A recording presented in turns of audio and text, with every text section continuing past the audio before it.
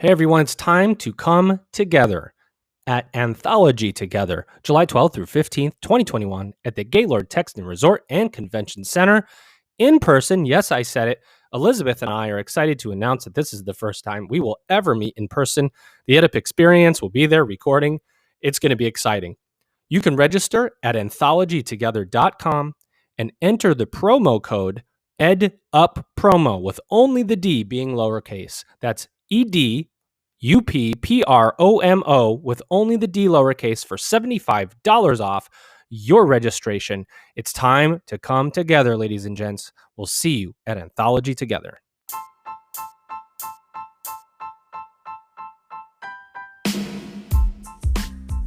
Welcome back to America's leading higher education podcast, the EdUp Experience, where we make education your business. Hosts Dr. Joe Salustio, Elizabeth Leiba, and producer Elvin Freitas bring you the brightest and most influential minds in higher education today. We explore innovations, ideas, and issues in higher education and beyond, and hopefully have a little fun along the way. Now let's get to it. Hey everyone, this is Liz, and I'm thrilled to announce the launch of the Black History and Culture Academy in collaboration with the EdUp Experience. Here at the EdUp Experience, our goal is to inspire and educate people to pursue a lifelong learning mindset, no matter the path they choose. That aligns perfectly with the Black History and Culture Academy, where our mission is to educate and empower individuals seeking a foundational knowledge in Black history in a subscription-based unlimited access online program with 20 plus courses designed by me. So for more information, head on over to www.blackhistorycultureacademy.com. That's www.blackhistorycultureacademy.com. Can't wait to see you in class.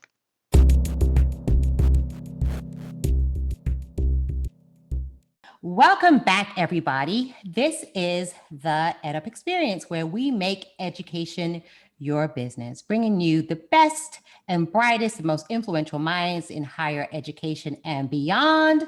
My name is Elizabeth Leiba, and I am thrilled to be welcoming an amazing guest for you today. Her name, without further ado, is Jasmine Chigbu. And she is the CEO of MTM.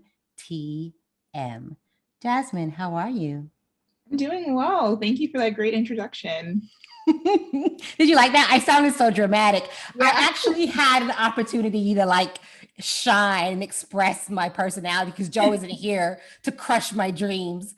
So I'm so happy that you joined me today. I wanted to have an opportunity to speak with you one-on-one because I love what you're doing. I love your mission and everything you're doing with your organization. So I want to start there and then kind of jump into a little bit more about your background, because your background is phenomenal. So, I always love to get receipts. So I want us to dig into everything that you've done as far as your background experience as well.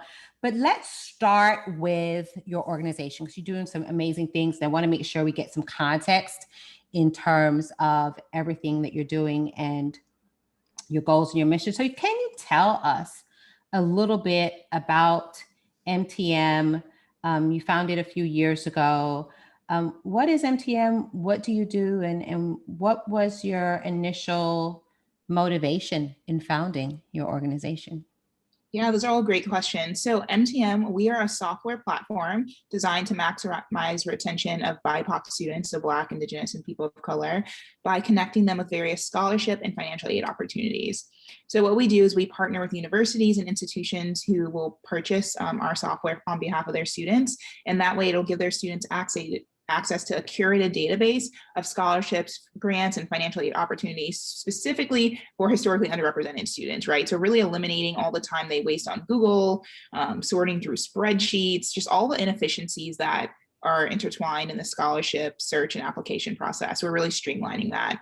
And we focus on BIPOC students just because the wealth gap in the United States, and then also they're the most affected by the lowest retention rates in higher education. So we're really focused on serving that population. our mission and what it's always been is that we really believe that all students, regardless of their backgrounds, should be able to pursue the education of their dreams free from financial barriers. So we think if you get into North Carolina Central University, you should be able to go, right? Finances should not stop you. If you get into Stanford, you should be able to go. Money should not be the reason why you're not able to attend. And we're really trying to bridge that gap, especially for underrepresented students. I love that. I absolutely adore your mission. How did you come up with that? Because I think it's fascinating that you were able to latch onto something that is a huge issue, I think, in higher education. We know that we have students that are coming from underrepresented and marginalized backgrounds, but a lot of times the financial barrier is one that's difficult, challenging for them to overcome. What made you become so aware of that, and how did you come up with the strategy of coming up with a platform to try to bridge that gap? Yeah, that's it. This is a funny story I always tell, because I always say I fell into entrepreneurship in this. It actually started off with my own struggle. So full transparency, I initially, when I applied to medical school, I was denied from all 25 schools I applied to. So didn't get in any schools, and I realized I need to go to graduate school, but I didn't want to pay the same amount I paid for undergrad. So MTM, what it is now, actually started off as just a spreadsheet for me, my personal spreadsheet, as I was looking for different scholarships and grants and opportunities to pursue graduate school. And I just found that there's so many out there, but it's just so hard to find. And most people who weren't necessarily in a really tough situation like I was weren't going to spend the time to go search every Google page, every broken link, right? And really put it on a spreadsheet. But what MTM has turned into through developing that spreadsheet and just learning more about financial literacy, I was eventually able to secure over $300,000 to go to medical school and fund my education. And so I personally realized it's really difficult. It's really hard to navigate. And then students just need like a centralized place, right? So it doesn't take them hours. It should take a few minutes to be matched with opportunities. That is absolutely amazing, inspiring. My hat is off to you that you were able to take an issue that you were challenged with and were able to overcome, and then turn around and use that as a motivation for you to help other people. That is just exactly what it's all about, being able to pay it forward, right? And I love that also because I went to school. I went to a PWI. I went to University of Florida State School, and I also went on a minority scholarship. And you're right. A lot of times first-gen students or students that typically come from marginalized backgrounds don't really know. I think my guidance counselor was the one that told me about the scholarship, and then I just applied. But if it hadn't been for that, I don't think I would have applied. I didn't really know. At that time, there was not even really internet, because this was back in the Stone Ages. So I had like a big book. I went to the library and checked out this book, and it was like a phone book, and it was like all the scholarships, right? And I was just like, okay, now what do I do with this? Yeah.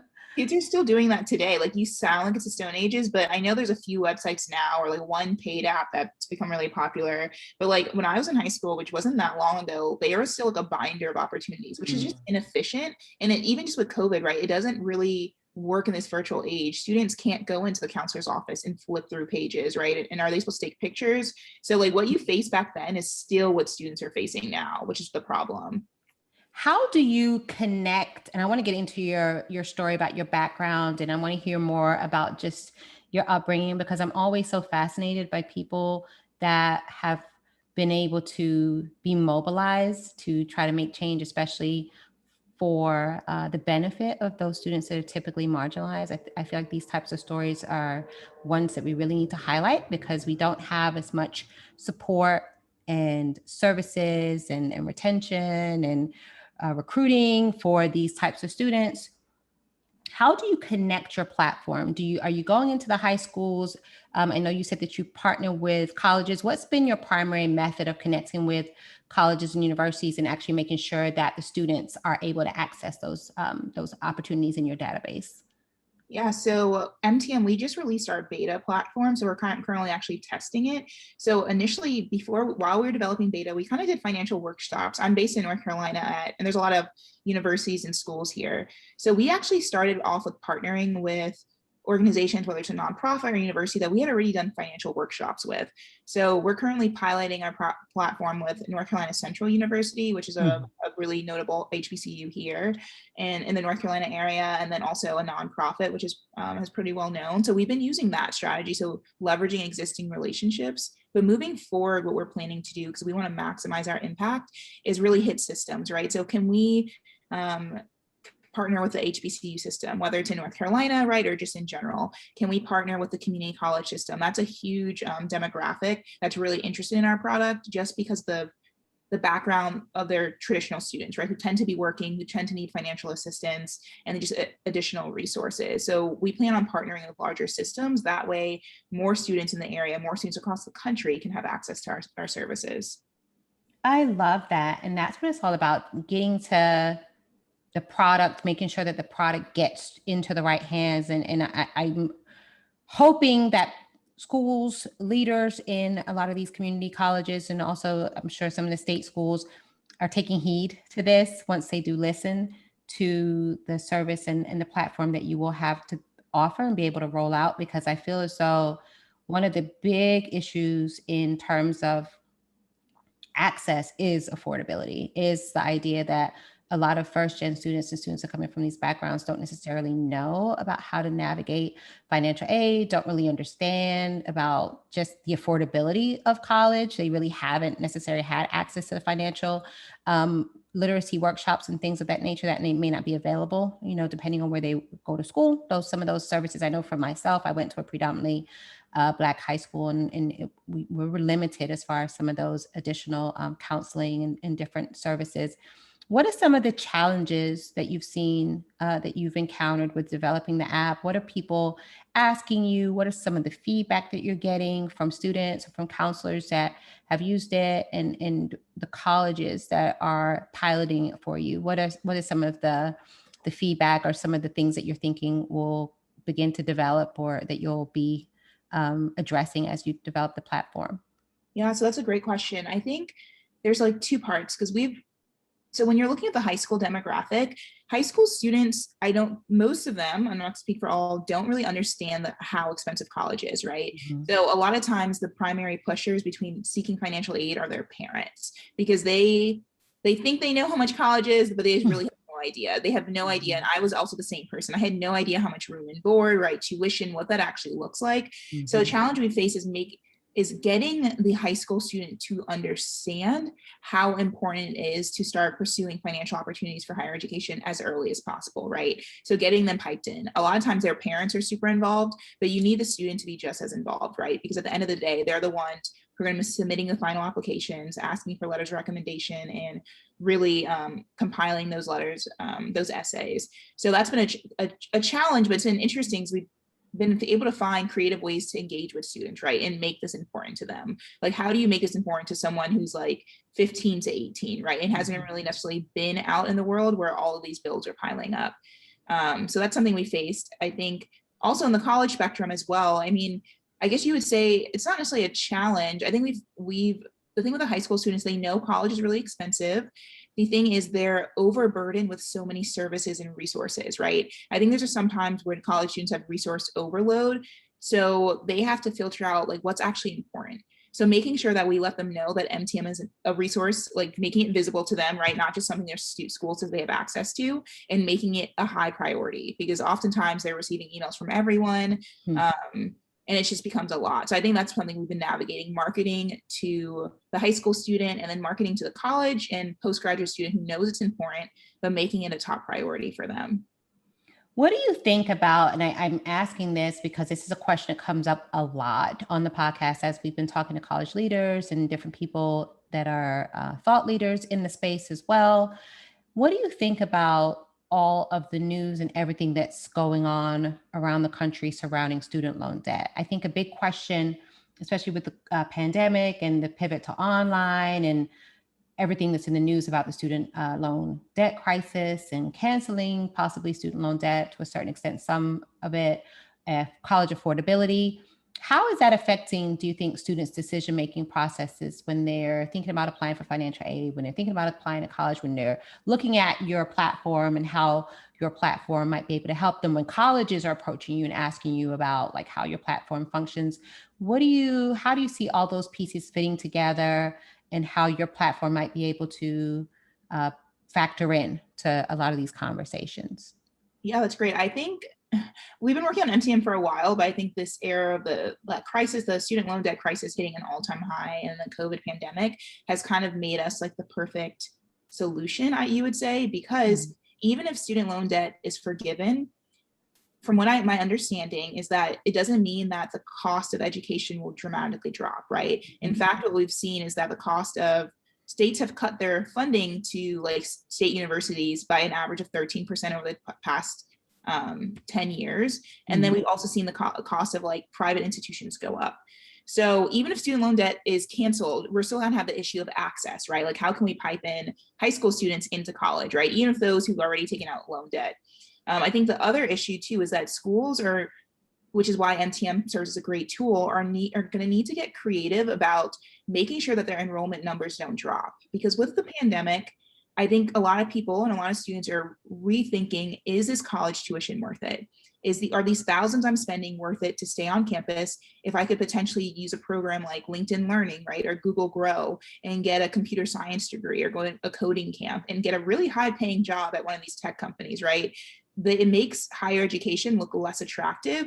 And so I think institutions of higher learning should be very aware of that. How can we compete when students are now contemplating the importance of even being on campus, and there's other programs that can offer them degrees or experience that they need in order to pursue like a viable career that can pay them a lot of money. Tech is like one of the biggest industries, right? Like a lot of them make the most money. So I think MTM is that solution where it gives the students, if they're considering the cost, we're like, hey, we can supplement the cost for you, and then also allows the universities a way to maximize retention and then ultimately enrollment and ultimately revenue, right? So we're kind of that bridge that solves the students' problems and then also the university's problems, even in this era of potentially student loan debt forgiveness. I don't think it's going to fix the problem of the high cost of higher education.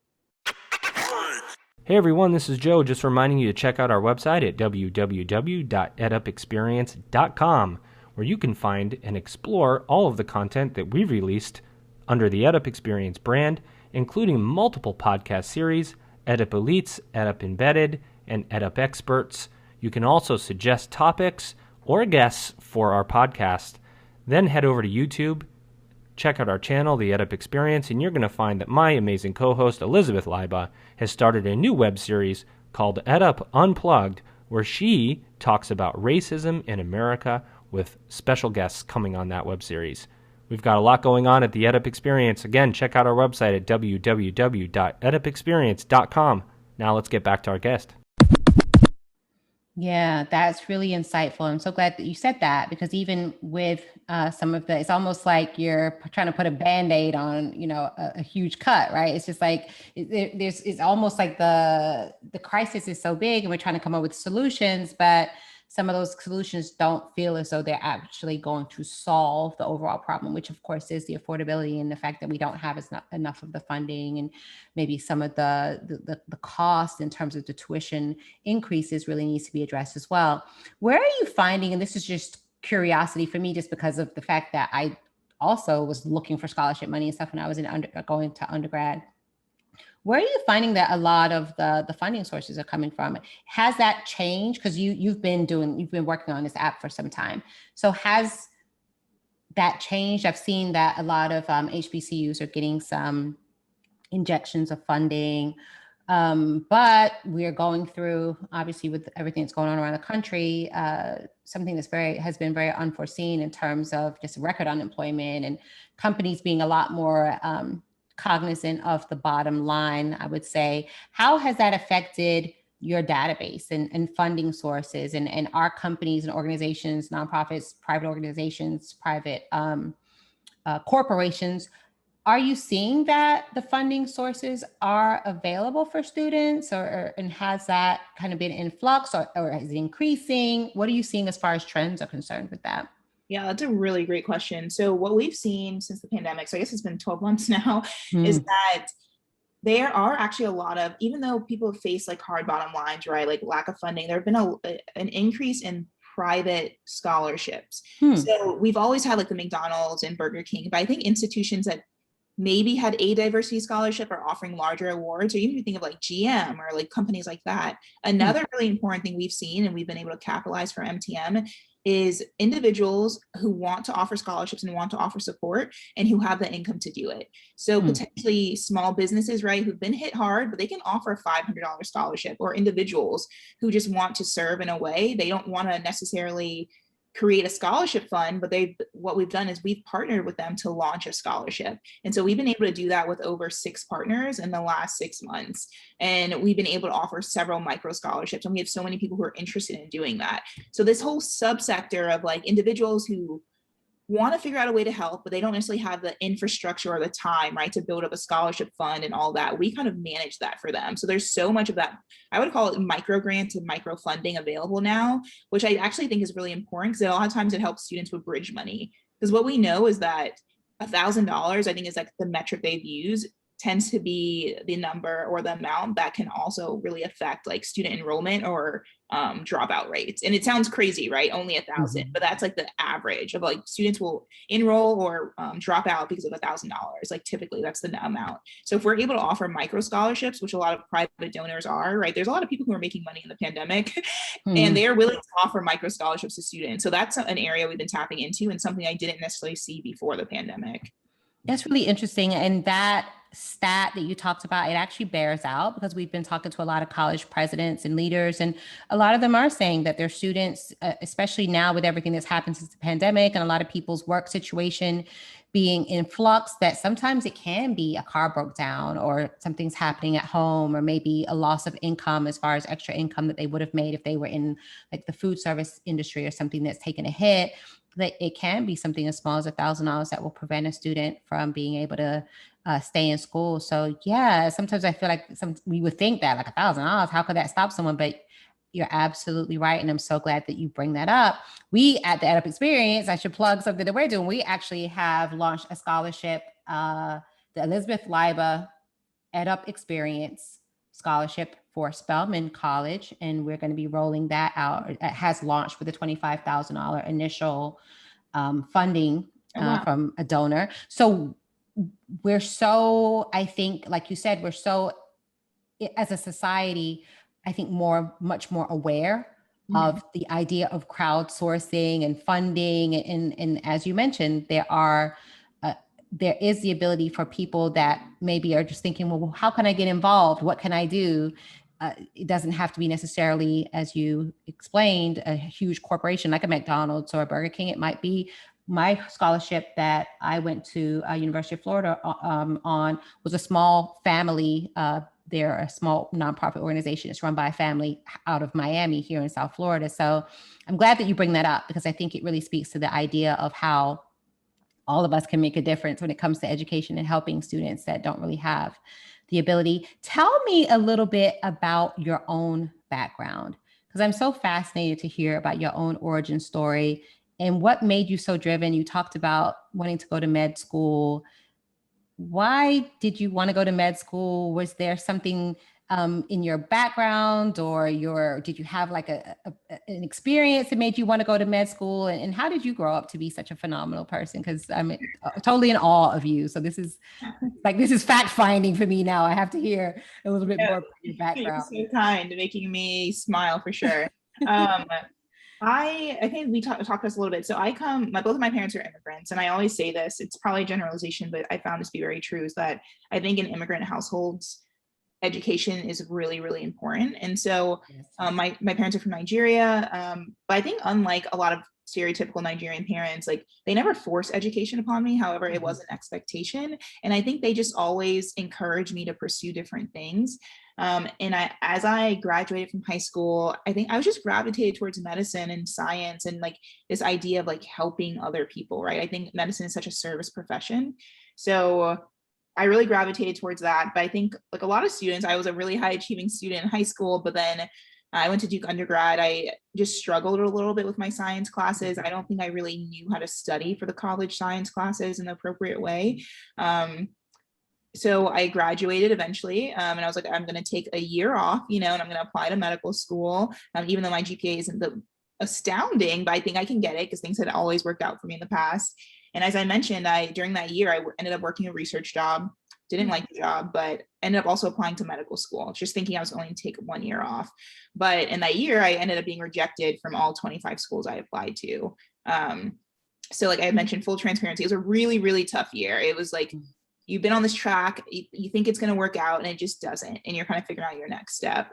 But what I will say is like being in that really low place is the only reason that I was able to found and start MTM, because I had the time, right? I didn't really like my job. So I was trying to be creative with other things, and I needed to go to graduate school. So I started looking for scholarships, and that's literally how MTM was born. So as I mentioned, I use the strategies, I use the scholarships, I had this Excel spreadsheet, and then just the tools I garnered in that year of trying to navigate, advocate for myself. And then I ended up going back to graduate school, and then taking another year off after that. And I was like, this is the last time I'm applying to med school. If I don't get in, I'm not going in. Ended up getting in, which is funny, to schools I didn't even apply to the first time around, because I didn't think I could get in. And then I ended up, through a combination of scholarships and grants, and then also just with negotiation. That's something I try and tell students: you can negotiate financial aid, especially in graduate school. I was able to secure a full ride to Duke School of Medicine through scholarships and grants. And so I went from being denied from every school to now not paying a dime in tuition. And so I'm really transparent with my story, because I hope it motivates someone else who's going through a tough time, that like, your today is not necessarily the end point. I love that. I feel like that's a great mic drop moment, because I want to be cognizant of your time. I have a couple last questions for you, but I love that story of not getting discouraged, of taking everything that was happening and using it as a learning lesson for you to move forward. And then also using it to help other people, not just to help yourself, but actually to take your experience and use your experience to encourage people, and also reach back and help people to get where you are, and being able to attain that amazing, that's just like that accomplishment of going to med school. I think that's phenomenal. So this has been a really amazing conversation. I want to wrap up with the last couple of questions, and you've provided you gave me a boost for the rest of the day. This was like a shot of coffee. I'm like ready to take on the world. So I thank you for giving us a lot of this background, and definitely a lot of things I think our listeners will find valuable. Last thing I want to do is just make sure I give you an opportunity to say anything that we might have missed in talking about MTM, anything that you want to talk about as far as initiatives, things that you're rolling out, anything that we didn't get an opportunity to talk about would be my first question. And then my last question would be, what do you see as the future for higher education? Yeah, that's a great question.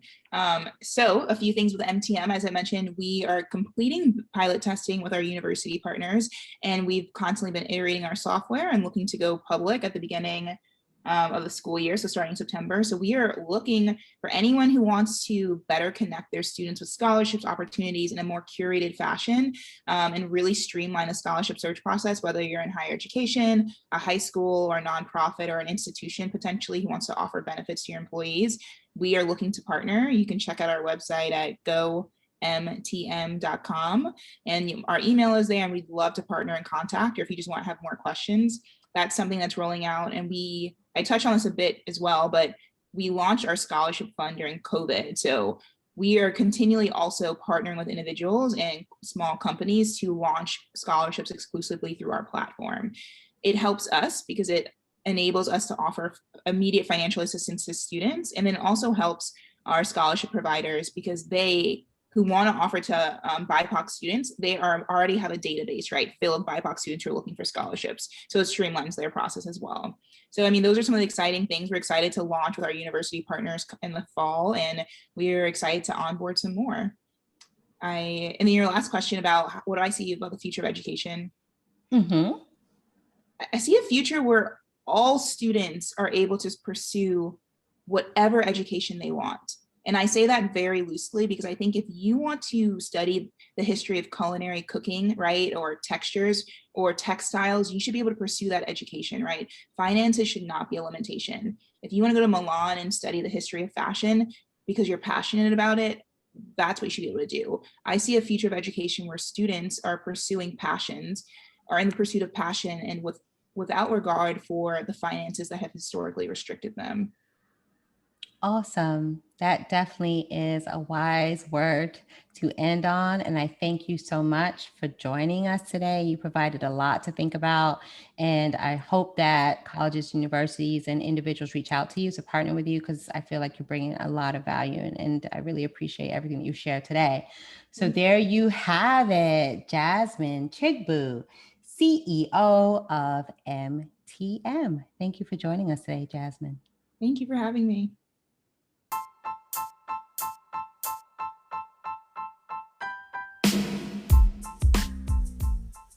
Hey everybody, we hope you enjoyed that episode of the EDIP Experience. To learn more about the EDIP Experience, please visit our website at www.edipexperience.com and subscribe to our email list. Please share this podcast, head over to Apple, and please give us a rating and review. We appreciate your feedback. And of course, subscribe to the EDIP Experience so you're notified when our episodes drop. Here at the EDIP Experience, our goal is to make education your business. Thanks for listening.